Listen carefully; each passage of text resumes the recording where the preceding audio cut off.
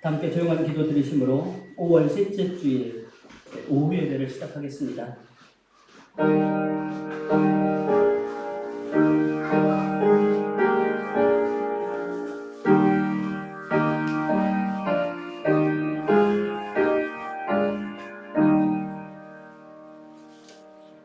찬송가 285장 부르겠습니다. 이 찬송 부르신 후에 문현자 집사님 기도해 주시겠습니다.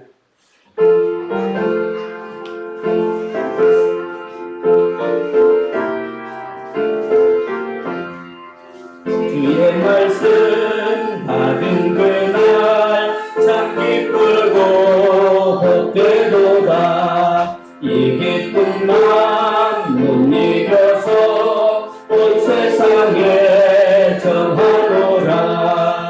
기쁜 날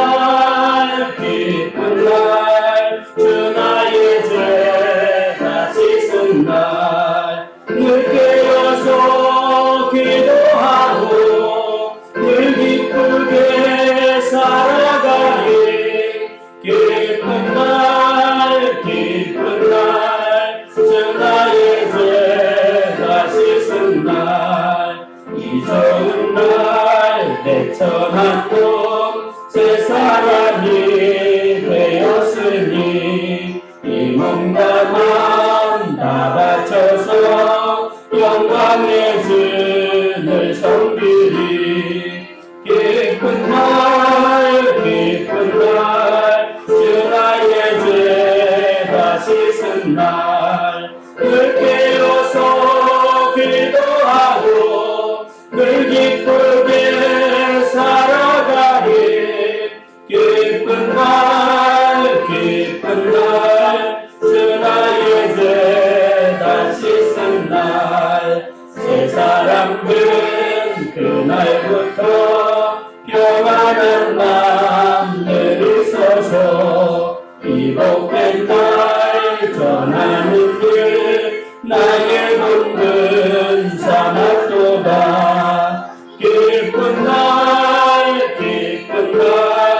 주 나의 죄 다 씻은 날 늘 깨어서 기도하고 늘 기쁘게 살아가리. 기쁜 날 주 나의 죄 다 씻은 날.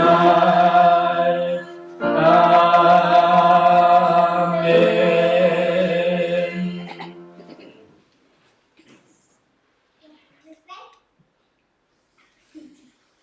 말씀으로 세상을 창조하신 하나님, 오늘도 아름다운 자연을 보며 하나님의 솜씨를 찬양합니다. 예쁘게 피었던 꽃들이 지는가 싶으면 잎이 돋아나고 또 새로운 꽃들이 피어나고 들의 나무들은 더 짙은 푸른색을 내며 어우러지는 모습들에 저희는 그저 감사하며 이 시간 하나님께 영광을 돌립니다. 5월 가정의 달 여러 기념일들을 지나면서 부모님, 배우자, 자녀들 또한 형제들을 생각하며 돌아오게 하시니 감사합니다. 그러나 저희들은 하나님의 나라가 가정에 먼저 세워지기를 구하기보다는 자녀들의 학업이나 취업이 성공적이기를 구했고 저희들의 직업이 안정되기를 구했고 경제적으로 노후 준비를 튼튼하게 하기 위해 고민하는 일이 우선일 때가 많았음을 고백합니다. 용서하여 주시옵소서. 저희들의 가정이 하나님 앞에 튼튼한 믿음의 가정들로 세워지고 믿지 않는 이들에게도 본이 되어지도록 붙들어 주시옵소서. 아멘. 새벽 시간 말씀을 통해 온전하고 정직하여 하나님을 경외하며 악에서 떠나는 자 욥, 그가 고난 중에도 하나님을 찾았음을 봅니다. 결백을 주장하던 그가 무지하던 것 더욱 깨달아가는 과정도 보며 저희들도 알아가게 하여 주시옵소서. 아멘. 또 욥을 위로하기 위해 찾아왔던 친구들의 태도를 보며 저희들의 지난 시간들을 돌이켜봅니다. 어려움 가운데 있는 형제들의 마음을 위로해 주기보다는 저희들의 짧은 생각과 경험으로 해결책을 제시하고 가르치려겠습니다. 정의라는 이름을 가지고 시비를 가려주었을 뿐 진정한 위로자가 되지 못했음을 용서하여 주시옵소서. 아멘. 주님,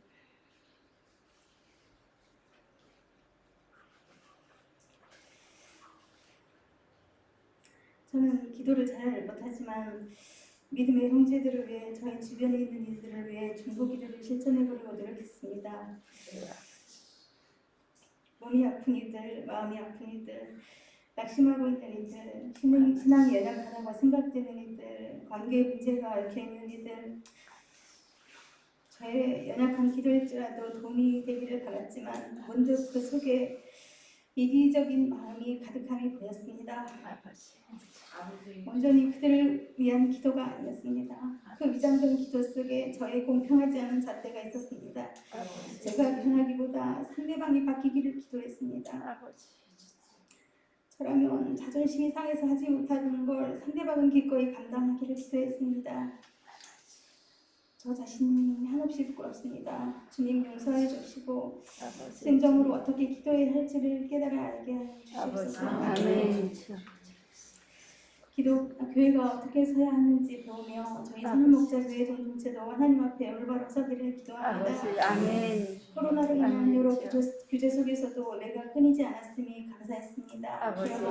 이걸로 안주하지 않게 하시고 코로나 이전에 모든 것이 회복되게 하시고 아멘. 아니 그때보다도 더 간절함으로 예배를 사모하게 하시며 기도하게 하시고 찬양하게 하여 주시옵소서. 아멘. 속회 예배도 더 활발히 이루어지며 기둥으로 수적으로도 부흥이 일어나 교회의 부흥이 이루어질 수 있기를 간절히 원합니다. 아멘. 성도들이 서로 섬기며 봉사하며 교제하니 더 따뜻하게 풍성하게 이루어질 수 있도록 주님 인도해 주시옵소서. 아멘. 복음 들고 세계 곳곳에서 사역하시는 선교사님들 또 준비하고 있는 선교사님들을 기억하시고 건강과 안전을 지켜주시옵소서. 아멘. 하나님 나라의 확장을 위해 거듭 발걸음을 디디는 그곳에 주님의 놀라운 은혜만이 역사하게 하여 주시옵소서. 아멘.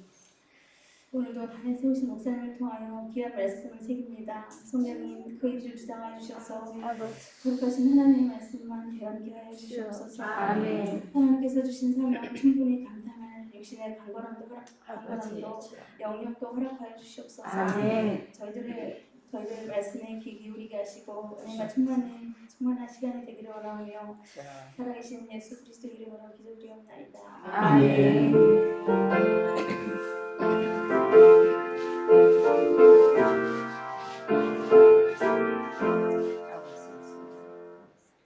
오늘 우리에게 주신 하나님의 말씀 사도행전 2장 41절로 47절 신약성경 190면에 있습니다.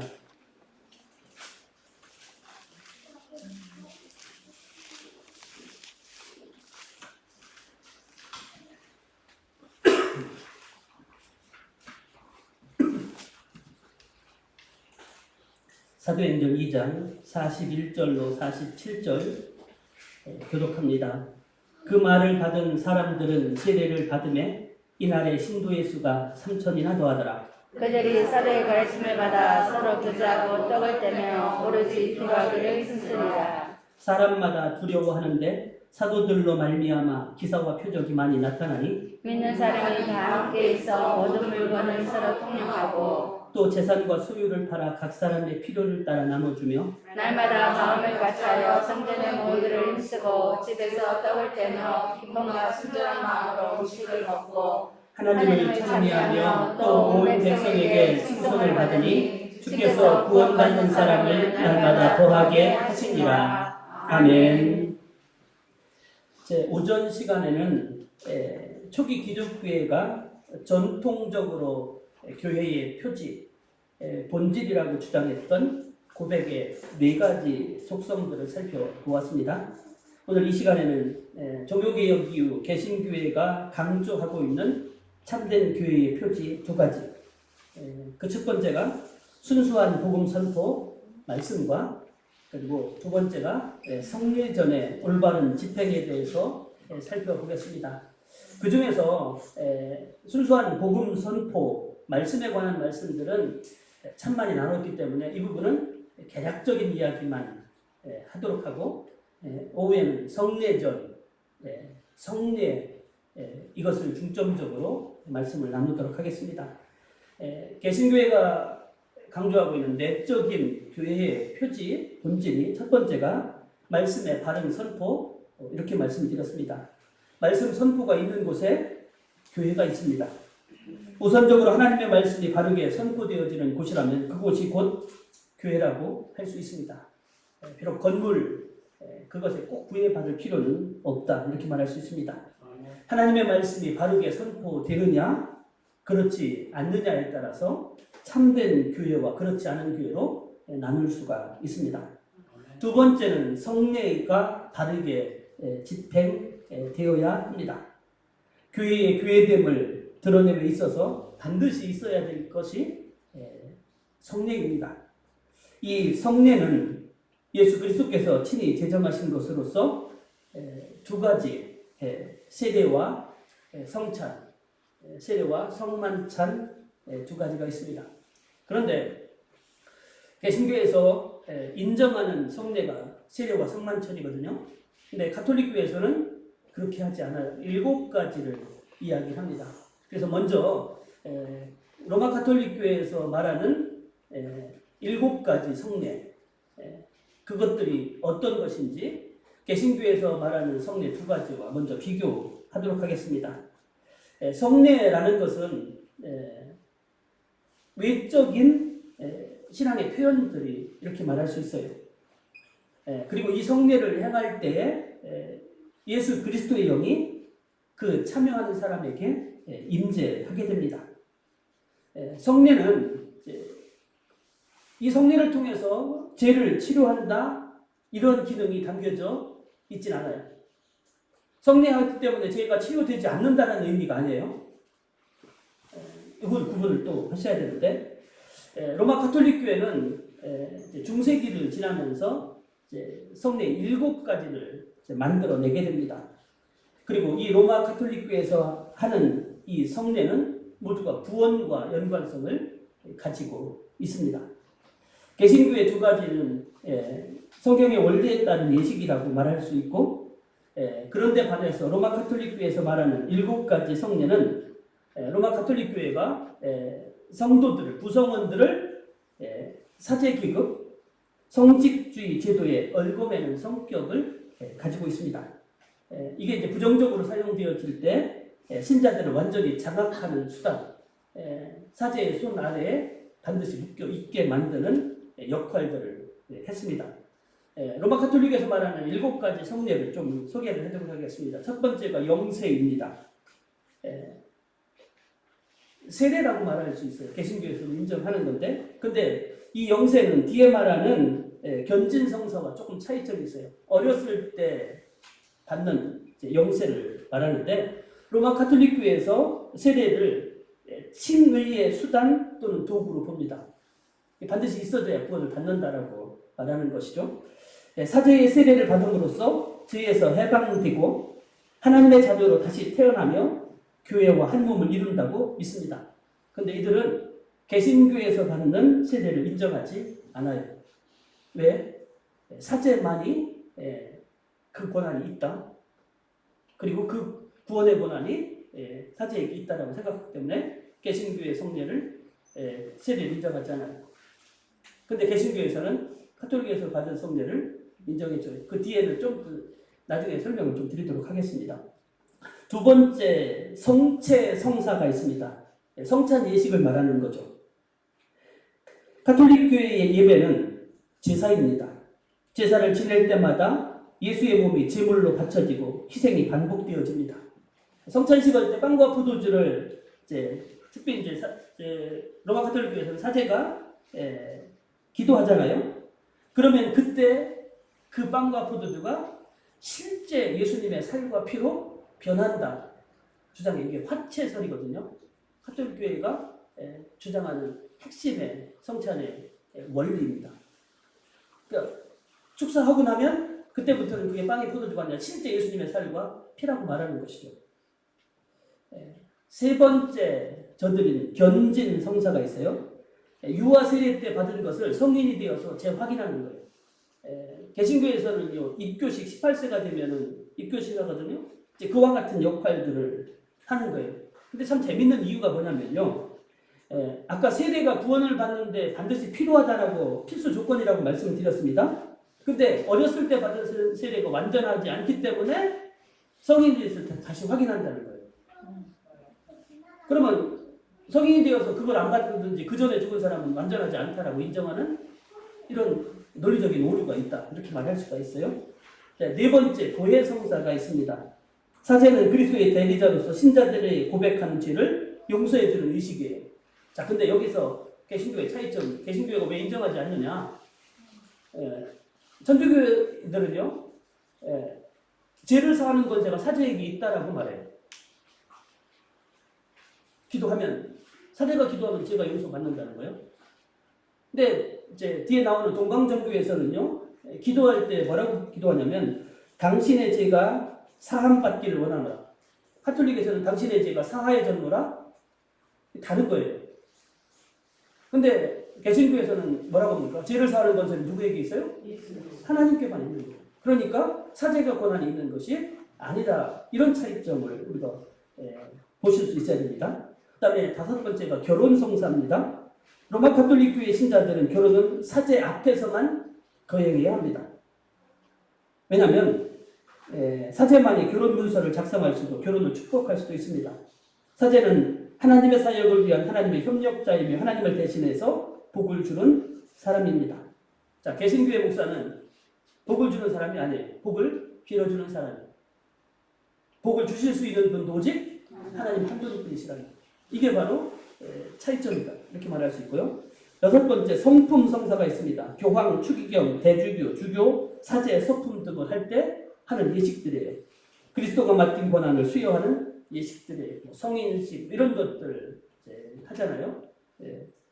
근데 이게 이제 성례라고 개신교에서 보기는 어렵다 이렇게 말할 수 있고요.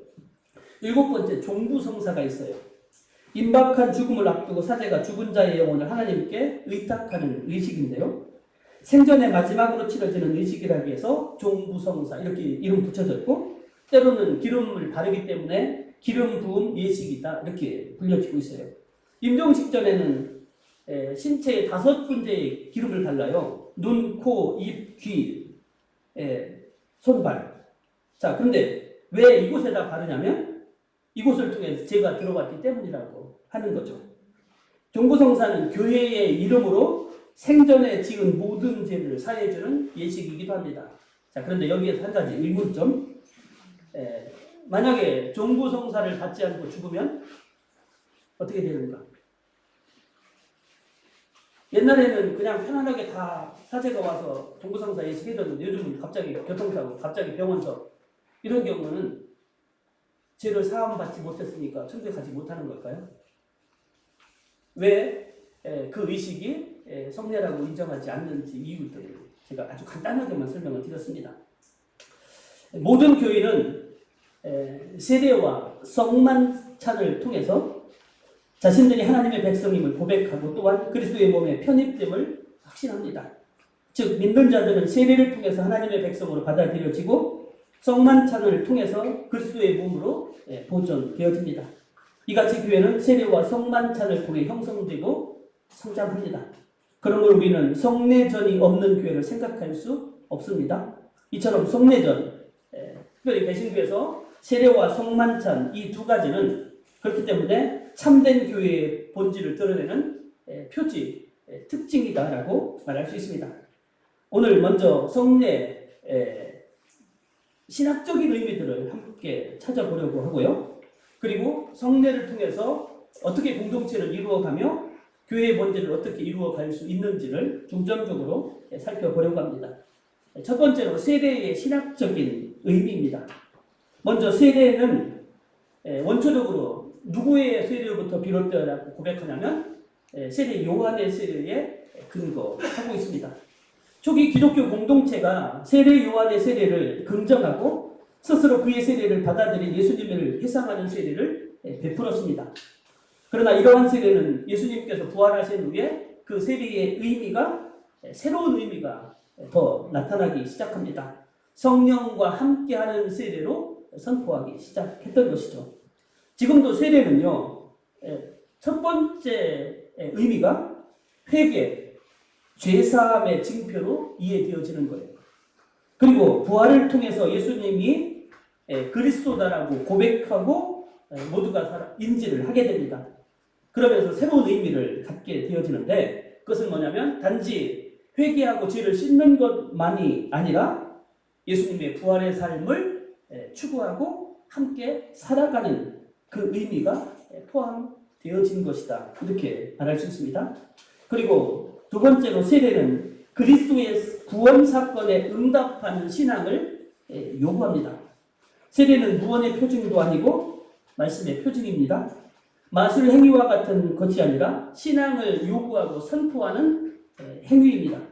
마가복음 16장 16절은 믿고 세례를 받은 사람은 구원을 받을 것이지만 믿지 않는 사람은 정죄받을 것이다 라고 말씀합니다. 성경은 신앙이 세례의 선행 요건임을 분명히 밝힙니다. 다시 말하면 아무에게나 세례를 주는 것이 아니라 반드시 예수를 주라고 고백하는 신앙 고백이 있는 사람에게 세례를 주는 거예요. 그래서 세례의 문답이 반드시 있게 되고 그 기본적인 문답에 대한 응답이 있는 사람에게만 세례를 줘요. 마태복음 28장 19절에서 예수님은 사람을 제자 삼은 다음에 세례를 주라고 했습니다. 세례를 주고 제자 삼으라는 것이 아니었어요. 사도행전 2장 37절로 41절에 보시면 베드로는 회개하고 그 다음에 세례를 받으라고 말했어요. 다시 말하면 세례는 신앙을 선행적으로 요구하고 있다.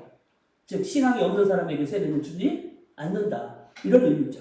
그리고 세 번째로 세례는 하나님의 구원의 은혜가 현재화되는 것입니다. 세례는 예수 그리스도 안에서 일어났던 구원의 사건이 지금 현재 그 세례를 받는 그 사람 상황 속에서도 이루어지는 것이다라고 고백하는 거예요. 세례를 인간의 관점에서 보면 회개와 신뢰, 헌신과 고백에 대한 개인적이고 가시적인 표현이라고 할 수 있어요.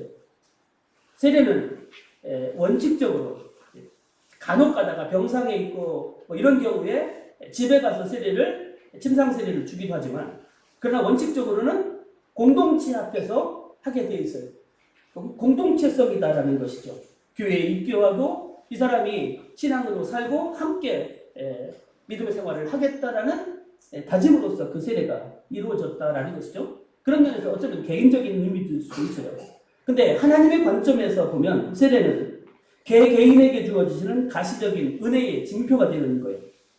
즉 믿는 자에게 선포되고 선사되는 하나님의 은혜가 현재화된 것. 즉 하나님의 은혜 받아 구원받은 사람이다라는 것을 그 세례 의식을 통해서 선포하는 것이다. 이렇게 말할 수 있습니다.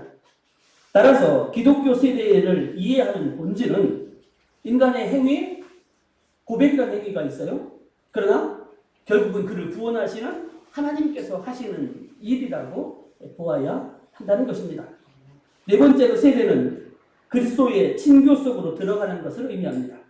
성도들은 세례를 통해 공적으로 예수님과 친교함을 맛보게 됩니다. 그리스도와 친교 속에 들어간다는 것은 그가 하나님의 자녀가 된다는 것을 확증하고 고백하는 것을 의미합니다. 또한 하나님의 자녀가 된다는 것은 예수 그리스도와 친교를 나눈다는 것, 예수 그리스도와 연합한다는 것을 의미합니다. 다섯 번째로 세례는 공동체로 받아들여지는 것입니다. 믿는 자는 세례를 통해서 개인의 구원을 이루지만 결국은 어느 한 교회 또는 예수 믿는 공동체의 일원이 되는 것을 의미하는 거예요. 공동체에 들어간다라는 것은 하나님의 부르심에 응답할 때만 가능합니다. 세례를 통해 그가 공동체의 일원이 되었음을 세례식 하시면 아시죠? 함께 박수로 환영하고 함께 저 사람이 구원받았음을 우리의 공동체가 되었음을 축하하는 그러한 모습들을 우리가 이제 보게 됩니다. 자, 그러면 세례받는 사람을 그 사람이 받은 세례를 취소하거나 무시할 수 있느냐? 이러한 질문을 하게 되고 이러한 질문은요 초대교회부터 있었어요. 특별히 3세기 4세기에 이 문제로 교회 안에 엄청난 논쟁이 일어나요. 이게 바로 이제 도나투스 논쟁인데 이 논쟁은 뭐냐면 당시에 이제 로마 시대에서 교회 박해가 엄청나게 심했거든요. 그러다 보니까 박해 때문에 예수를 배반하고 부인하고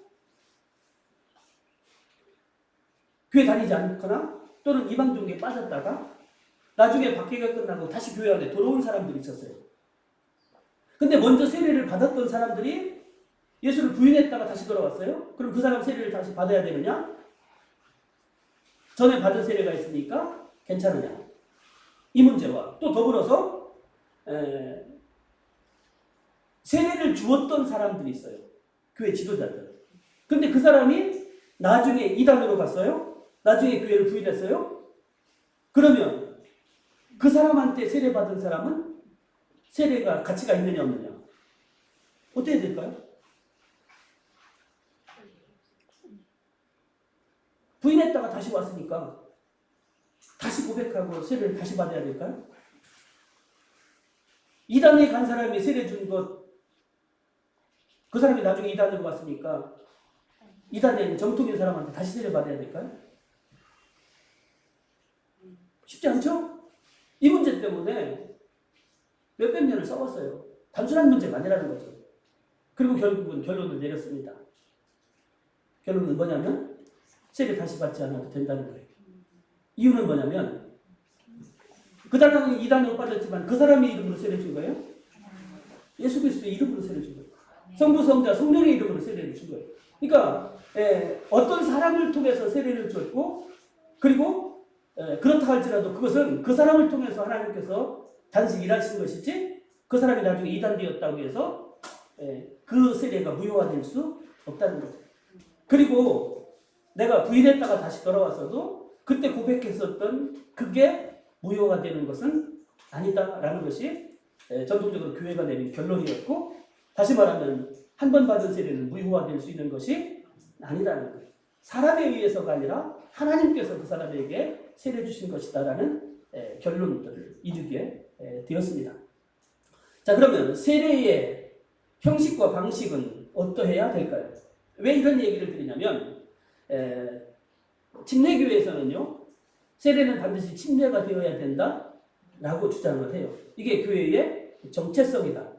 왜냐하면 저들은 세례자 요한이라고 부르지 않고 침례자 요한이라고 부르고요. 그리고 다 물에 잠기는 그 침례식을 신약시대에 했다는 거예요. 그러니까 지금도 그 방식을 반드시 고수해야 된다라고 말해요.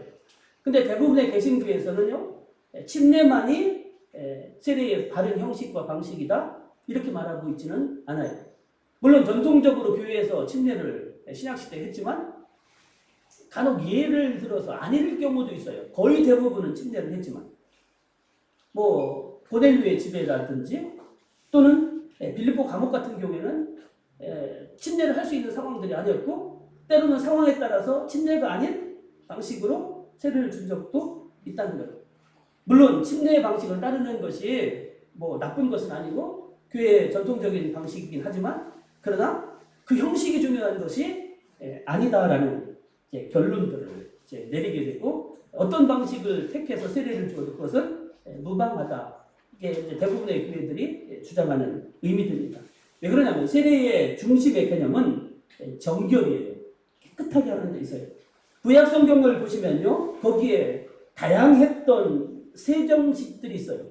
깨끗하게 하는 방식들이죠. 거기에 보면요 몸을 물에 담근다든지 또는 물을 쏟아 붓기도 하고 또는 물을 뿌리기도 했어요. 어느 것이 꼭 옳다라고 했던 것은 아니죠. 그 어떤 방식을 택해도 그것은 정결함을 이루기 위해서 했던 방식들이었다는 거죠. 마찬가지로 세례도 물에 담글 수도 있고 물을 끼얹을 수도 있고 물을 부을 수도 있어요. 상황에 따라서 어떤 방식을 사용해도 그 의미가 중요한 것이지 방식이 중요한 것은 아니다라고 말하고 있습니다. 그리고 가장 큰 이유는 성경에서도 침례를 대부분 행했던 것을 이야기했지 침례를 행하라고 어떤 방식을 택하라고 말씀한 적이 없기 때문이다. 이렇게 말할 수 있습니다. 자, 그 다음에 성찬에 관한 말씀을 나누겠습니다. 성찬을 하는 방식에 대해서 어떻게 성찬을 해야 되느냐라는 것들이 여러 방식들을 이야기하지만 가장 대표적인 것이 네 가지 방식이 있어요. 이것은 여러분들 기억을 하셨으면 좋겠습니다. 첫 번째는 화채설입니다. 로마 카톨릭 교회가 주장하는 거예요. 이것은 뭐냐면 성찬을 할 때 떡과 빵과 포도주가 저들은 사제가 기도를 하면 실제 예수님의 살과 피로 변한다. 이게 화채설의 핵심이에요. 처음에는 빵과 포도주였는데 기도하는 순간 물질적인 빵과 포도주는 사라지고 그것이 진짜 예수님의 살과 피가 됐다라고 하는 주장이에요. 두 번째는 공제설. 이제 루터파들이 이제 주장하는 건데, 이들은 로마 가톨릭 교회처럼 그 떡과 포도주가 실제로 그리스도의 몸과 피로 변한다 이렇게 주장하고 있지는 않아요. 하지만 매우 비슷하게 떡 아래 떡과 함께 예수 그리스도가 계시다 이렇게 저들은 말합니다. 그 다음에 상징설이에요. 상징설. 이것은 성찬할 때 그 성찬에 쓰여졌던 빵과 포도주는 그대로 물질적인 빵과 포도주예요. 그런데 예수님께서 마지막 만찬을 할 때 이것을 먹고 이것을 마심으로써 나를 뭐라고 했어요? 기념하라 라고 말씀하신 그 상징적인 의미를 성찬식을 통해서 계속해서 되새기는 것이다. 그래서 상징설 이렇게 주장을 하고 있고요. 그리고 네 번째는 영적 임재설입니다. 성찬식의 떡과 포도주는 그냥 물질적인 떡과 포도주로 그대로 남아있지만 그 성찬식 기도하는 순간 예수 그리스도가 영적으로 임재하셔서 그 성찬식에 참여하는 자로 하여금 임재를 맛보게 하는 것이다. 오늘날 가장 많은 공감을 얻고 있는 개신교의 성찬의 의미들은 영적 임재설 이렇게 보시면 됩니다. 상징설의 의미도 있지만 영적 임재설 의미로서 함께 그 성찬에 참여하면서 예수님의 임재를 맛보고 그리고 베풀어 주시는 은혜를 체험하는 의식으로서 성찬을 바라보고 있습니다. 이제 마지막으로 성만찬의 신학적인 의미들을 살펴보도록 하겠습니다. 예수님의 마지막 만찬, 이것이 예수님의 부활 이후에 공동체의 성만찬은 계속해서 이어지게 돼요. 그 만찬을 기념하면서 유대인들은 6월절 만찬을 즐겼는데 개신교인들은 기독교인들은 결국은 그 6월절 만찬이 아니라 성만찬으로 고백하면서 계속해서 그 만찬을 나눈 거죠. 부활은 성만찬 공동체를 다시 받아들일 수 있는 용기를 가져다 주었습니다. 그들은 부활하신 분이 그의 이름으로 모인 회중 가운데 함께 하시겠다라는 약속을 지킬 것이라는 확신 속에서 이 성만찬을 해냈어요. 그러면서 성만찬을 하면서 예수님이 지금 우리와 함께 계신다 이 확인을 받고 위로를 받고 용기를 얻을 수 있었다는 것이죠. 이것을 통해서 예수님이 전에 제자들과 함께 형성했던 식사 공동체는 더욱 깊은 의미를 획득하게 되어졌습니다. 초대교회의 선포 속에 나타났던 예수님의 마지막 만찬, 이러한 신학적인 의미를 갖는데 그것들을 조금 설명을 해드리도록 하겠습니다. 첫 번째로 성만찬은 은혜의 수단입니다. 이게 성만찬을 이해하는 가장 중요한 거예요. 성만찬은 예수 그리스도와 밀접한 교제를 갖게 해서 성도들의 신앙을 성장시키고 강화시킵니다. 감리교의 창시자였던 존 웨슬리는 성만찬은 첫 번째 의미가 예수님의 고난과 죽음을 기념하는 데 있어요. 그런데 이 차원을 넘어서야 된다. 그것은 뭐냐면 이 성만찬을 통해서 하나님의 은혜를 체험할 수 있게 된다. 은혜를 받는 수단이 된다. 이렇게 말씀했어요. 웨슬리가 이제 설교한 것들이 이제 표준 설교라고 해서 요즘 많이 책자로 나오고 있거든요. 그 표준 설교에서 은혜의 수단이라는 제목의 설교가 있거든요. 거기에서 성만찬을 소개하고 성만찬의 의미를 설명을 하는데 거기서 뭐냐면 성만찬은 믿음을 가지고 참여하는 성도들을 의롭게 하고 그리고 성화시킨다는 거예요. 은혜 받게 하는 거죠. 은혜의 수단이 되어서 그 성만찬을 통해서 우리가 더 큰 하나님의 은혜를 체험하고 깨달아가는 성장하는 계기가 된다. 이렇게 설명을 하고 있습니다. 두 번째로 성만찬은 회상과 감사의 만찬입니다. 우리가 성만찬을 받을 때 단지 과거의 십자가 사건을 단순히 기억하고 회상하고 기념하는 것만이 아니라 이것은 반드시 우선 돼야 되는 거예요. 근데 그 차원을 넘어서야 된다는 거죠. 그것은 뭐냐면 그리스도의 고난과 죽음에 따른 은혜가 지금 여기에 나타나는 것으로 경험한다는 거죠. 그러니까 성만찬에 참여하는 사람은 예수님께서 그 고난과 십자가에 때 느꼈던 그 은혜를 체험하는 순간 다시 경험을 할 수 있다는 거죠. 그러면서 나도 그렇게 살아야지, 나도 예수님의 마지막 명령에 순종하며 나아가야지, 이런 다짐들을 하게 되는 거예요. 은혜 받은 사람이 내가 앞으로 어떻게 살아야 될지를 다시 한번 그 희생의 정신을 따르려고 하는 결단들이 있게 되어지는 시간이라는 거죠. 교회는 예수님의 죽음을 단지 죄를 대신해서 죽으신 것, 그것을 넘어서 부활을 경험한 죽음으로, 부활이 예비된 죽음으로 이해를 하게 됩니다. 그렇기 때문에 부활 이후의 성만찬은 애도만을 의미하는 만찬이 아니라 부활을 기뻐하는 기쁨의 만찬의 의미도 담고 있다, 이렇게 말할 수 있습니다. 그리고 세 번째로 성만찬은 친교와 교제의 표징이 됩니다. 교회는 성만찬을 통해 과거 죽은 예수 그리스도와의 교제가 아니라 현재 살아계신 그리스도와의 교제를 실현합니다. 부활 이후의 성만찬은 개인의 고독한 만찬이 아니라 사랑 속에서 거행되는 교제의 만찬, 사랑의 만찬입니다. 자, 이게 교제의 의미라고 말씀드렸는데 첫 번째 교제는요, 성만찬을 통해서 지금 살아서 이곳에 임재하신 예수님과 교제하는 거예요. 과거 돌아가신 예수님이 아니라. 그리고 또한 이 성만찬은요, 예수님과의 교제만이 아니라 공동체잖아요. 함께 그 성만찬을 나누잖아요. 그렇기 때문에 함께 예수님의 살과 피를 먹고 마시는 동료들,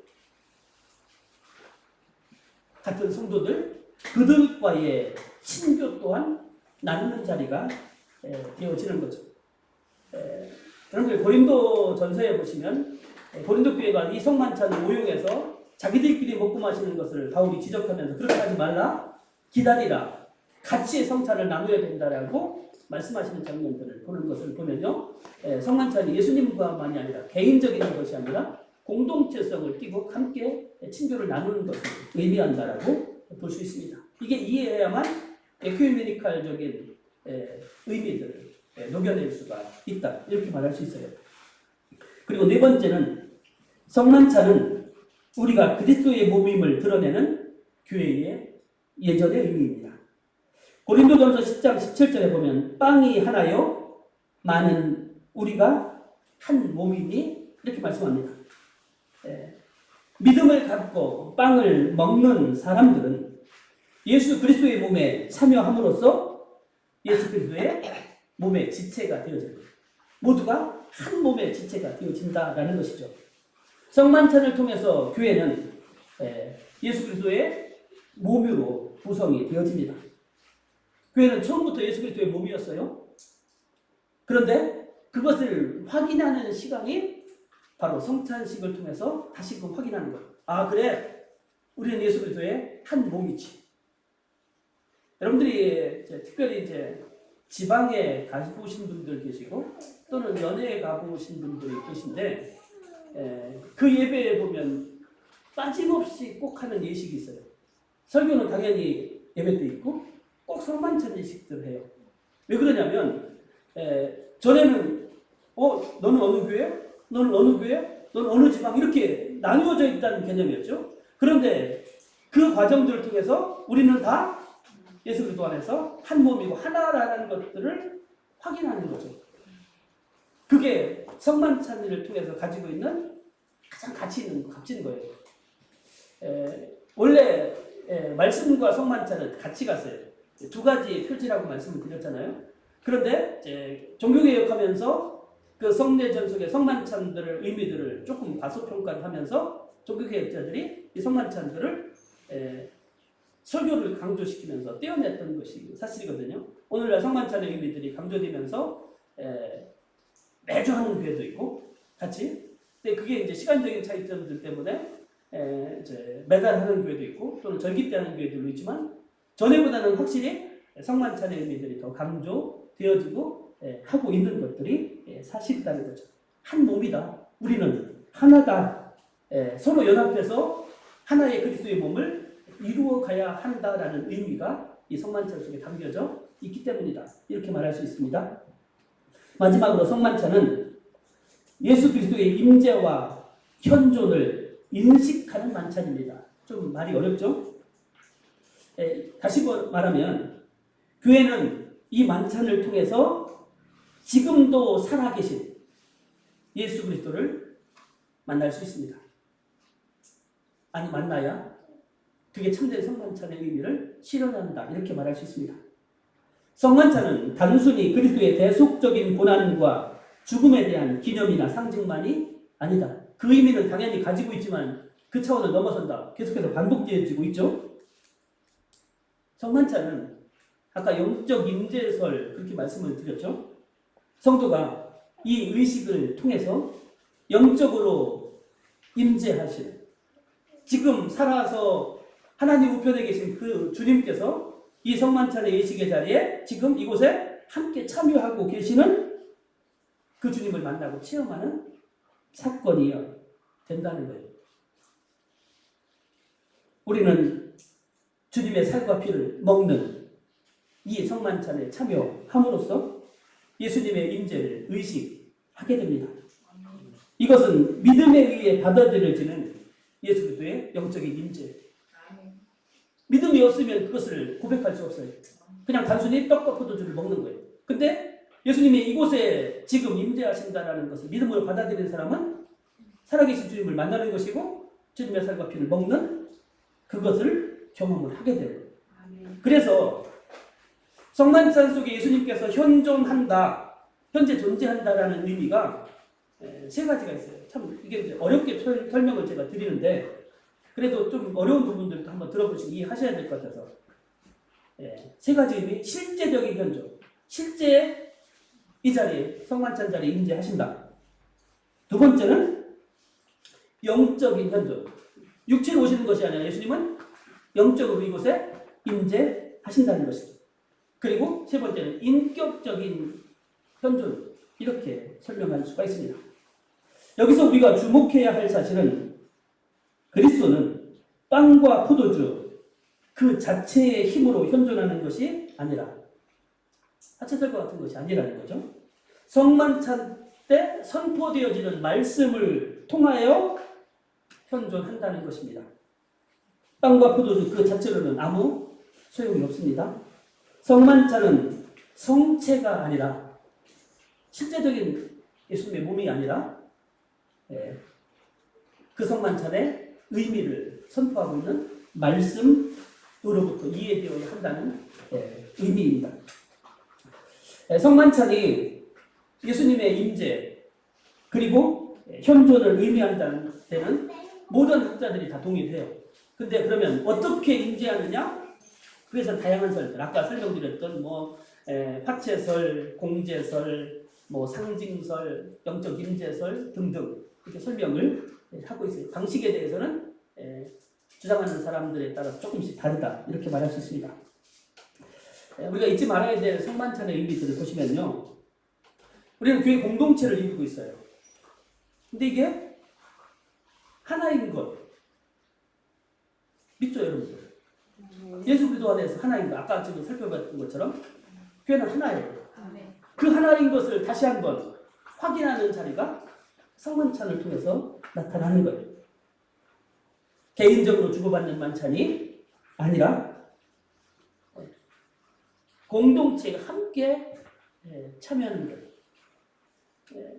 가령 아까 세례도 진짜 병상이라든 특별한 경우에 목사 하나가 직접 가서 개인적인 고백을 하고서 세례를 주는 경우도 있지만 성만찬도 가끔씩 그런 경우들이 있기도 해요. 개인적으로 소유용 저도 가지고 있거든요.